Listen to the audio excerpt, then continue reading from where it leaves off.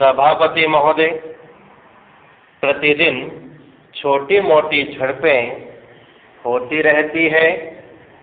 हमारी फौजें बड़े उत्साह से उनके मुकाबले में खड़ी है। उनके हौसले बहुत ऊंचे हैं, लेकिन हमारी सरकार का भी यह कर्तव्य है कि उनके हौसले को कभी गिरने न दें। उन्हें हर तरह की सुविधा प्रदान की जाए। पैरा, जिससे उनका आत्मविश्वास बढ़े। मैं मंत्री महोदय से अनुरोध करूंगा कि सरकार अपनी नीतियों के प्रचार का काम ठीक प्रकार से अपनी फौजों से करे।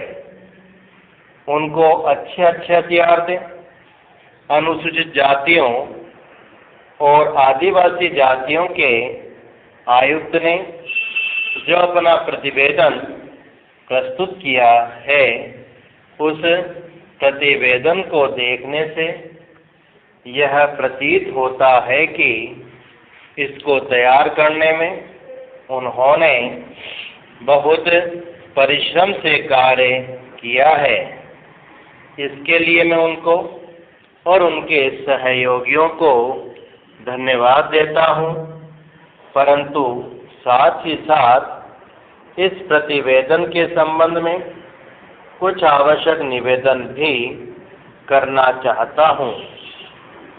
पहली बात तो यह है कि इस प्रतिवेदन को देखने से ऐसा प्रतीत होता है कि इन कार्यों के लिए जिस धन का उपयोग होता है, वह 3 साधनों से उपलब्ध होता है।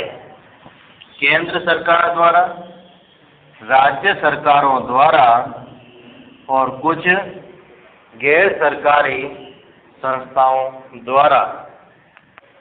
प्रतिवेदन के अनुसार जितना धन इन कार्यों पर व्यय करने के लिए दिया जाता है, उतना धन पूरी तरह से व्यय नहीं हो पाता।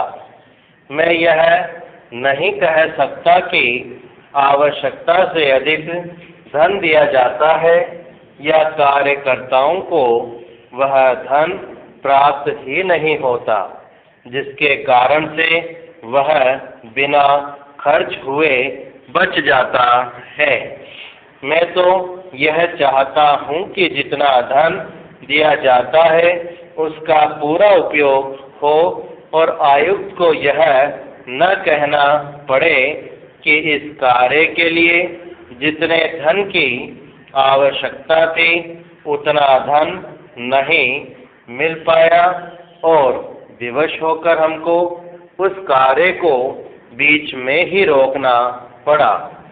जहाँ तक राज्य सरकारों का संबंध है, बहुत सी राज्य सरकारें अभी तक इस कार्य में असावधानी से काम ले रही है और इस कार्य को उपेक्षा की दृष्टि से देखती है। आयुक्त ने इस बात की शिकायत की है कि पैरा, बहुत सी राज्य सरकारों ने अनेक पत्र भेजने के बाद भी अभी तक अपनी रिपोर्ट नहीं भेजी है। मैं चाहता हूं कि सरकार इस तरफ निष्ठापूर्वक ध्यान दे।